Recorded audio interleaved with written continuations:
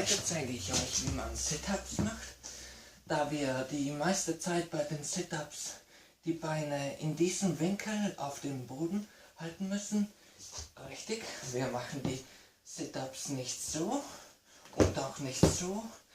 Wir machen sie auf den Fersen. Da wir die meiste Zeit unsere Füße auf die Fersen stellen, wäre es vorteilhaft, wenn wir Schuhe zum Schutze gegen die Schmerzen anziehen würden. Ohne Schuhe ist es wirklich schmerzhaft, jedenfalls auf Dauer. Zuerst zeige ich euch jedoch, wie die meisten es vermutlich falsch machen würden. Sie stellen die Füße flach auf den Boden. Sie verwenden die Hände und Arme zur Unterstützung, verschränken die Finger, verschränken die Hände hinter den Kopf und unterstützen so auch den Kopf, was falsch ist.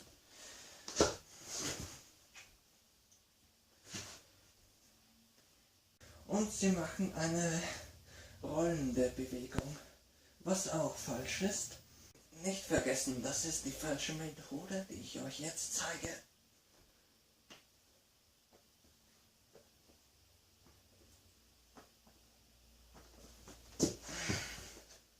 Nun kommt euch das bekannt vor?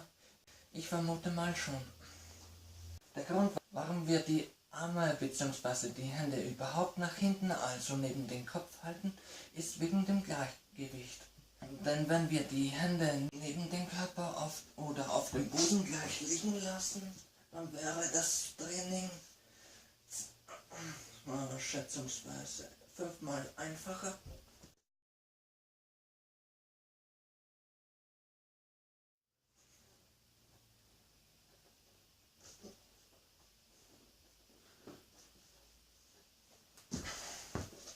Das könnt ihr gerne zu Hause ausprobieren. Es ist dadurch sehr viel einfacher, aber dadurch, dass es nicht zu anstrengend ist, kann man natürlich auch keinen Trainingserfolg erwarten.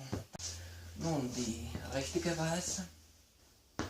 Wir stellen sie auf die Ferse, unsere Füße. Wir nehmen die Hände zur Stirn, wir unterstützen den Kopf nicht. Wir halten sie lediglich zur Stirn oder lassen sogar eventuell einen Abstand, damit keine Unterstützung dabei ist. Und wir machen keine rollende Bewegung nach oben. Wir versuchen möglichst gerade, eine gerade Linie nach oben zu machen. Ich zeig's. Und das machen wir so.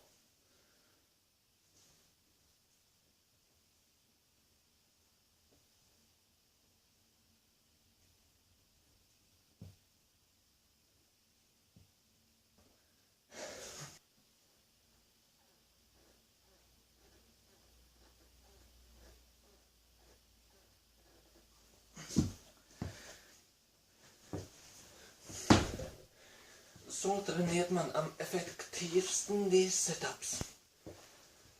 Und man merkt es auch deutlich, dass es auch viel anstrengender ist. Das war's dann, bis zum nächsten Mal.